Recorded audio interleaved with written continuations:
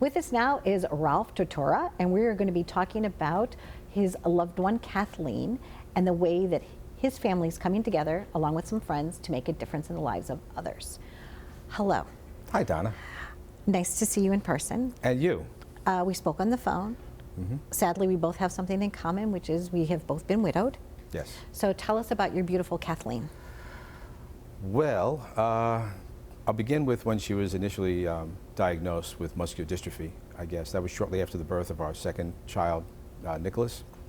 And it had been in the family prior to that. The generation before was affected by muscular dystrophy also. It was a genetic mutation that was 50-50, whether or not it was going to be passed on, I should say, to the next generation. Unfortunately, Kathleen did get it. And her mother, her uncle, and her aunt all passed away in their mid-40s within about 2.5 years of each other. When Kathleen was diagnosed, she was in her early 30s. And like I said, we had 2 young children. We just really kind of started our life together, and she was like, no, no, no, not me. And to that, she would never, ever mention the name of the disease. She always called it my condition or my situation or whatever. Never gave it any kind of strength or power whatsoever, and did everything she could, was very proactive in immediately a low-salt diet, low-fat diet. She couldn't exercise because that would actually be a bad thing for her specific type of muscular dystrophy. But I was like I benefited obviously from all that because I always had low blood pressure, low cholesterol and all that because she was taking care of herself, so she was taking care of me too. And fortunately, she was able to surpass her the generation before by a good 20-25 years. She lived to almost 65. And that's amazing. Yeah. And that is amazing. Yeah. So my grandfather was a chef, so he had a late onset of I won't even say, muscular dystrophy, but that's what it was. But he was a chef, and he was carrying a lot of heavy pans back and forth at the Chase Park Plaza Hotel. And so in his later years, he ended up walking, with a walker and things of that nature. People think sometimes that you're born with certain conditions. But you're right, genetically something could be asleep almost inside of our body. And then something might trigger it, or for whatever reason, and then it pronounces itself with symptoms. Yeah. So what is the golf outing that you're doing to raise awareness about? What's the intention of how you want to honor her memory? Well, the story behind it, the last doctor that she was affiliated with on the muscular dystrophy side was Dr. Michio Harano at Columbia University, and he was doing groundbreaking research and such, and she was always in contact with him saying, are there any trials going on, anything I can get involved with to maybe help or see if it would help me, et cetera, et cetera. And he said, no, unfortunately not, and it just never really clicked for Kathleen.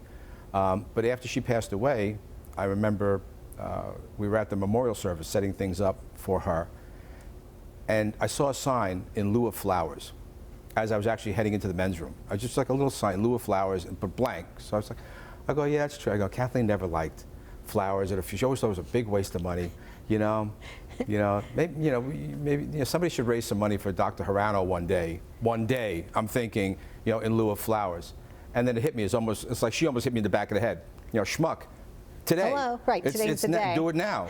So that's what we did. We raised money in lieu of flowers for Dr. Harano, and a significant amount. And that's really where the idea for the charity was born, right there. So the money that we raised goes directly to his research, and he's helping people. The research, believe it or not, because of the vaccine, the COVID vaccine, that's helped expedite the whole RNA delivery system and what it can do with regards to other diseases. And it's going to be helping with muscular dystrophy. He's applying that now and able to help people that he couldn't help 3 years ago. So that's what it's all about. And I golf, my son golfs. I have a lot of friends, obviously. I've been involved with a lot of charity golf events over the years. Yeah, because what do you do? What's your day gig? Well, my day gig is radio. Yes. I'm a radio announcer. Matter of fact, next month I'll be celebrating 20 years at Q1043 in the city. Thank you, New York Classic Rock. But you do get invited to a lot of these things, right? Is that how you Yes. became a good golfer? I get By involved going with to all that. the different Well, charities? I was or? very fortunate. I worked for 20 years here on the island at WBAB. Okay. And then bounced around for a while, and then got involved with a company that was specifically designing a program for charity golf events. And we got involved with JetBlue Airways in their infancy, and they needed the promotion. Wow. We needed a big name, Sure. so it all worked. And that lasted for quite a while. That's where I got to be a good golfer. I was Okay. flying around all around the country, playing these golf courses that I had no right being on, because I was a hacker, really, Right. at that point. And it was a wonderful experience. Still doing radio part-time, but pursuing that as well. That went as far as it could go. But being involved with a variety of different charity events all across the country, when it came time for us to put together our event, I was able to cherry pick from all the different events that I went to And say, "This is said, well, gonna be a this was good good. one." That was a great idea. That Yeah. didn't work so good. You know, so it's really become a first year. I was paid a very nice compliment. It's held at Nessaquah Golf Club in St. James. And the general manager there, Barry, came to me after the event was all over and said it was probably the most well-run first-year event he's ever seen. Congratulations. So it worked out well. Everybody had a good time. And I mean, we have a comedian during dinner. So for those who don't come and golf, a lot of the spouses show up for dinner, and there's prizes geared towards them as well, because I know they're going to be there.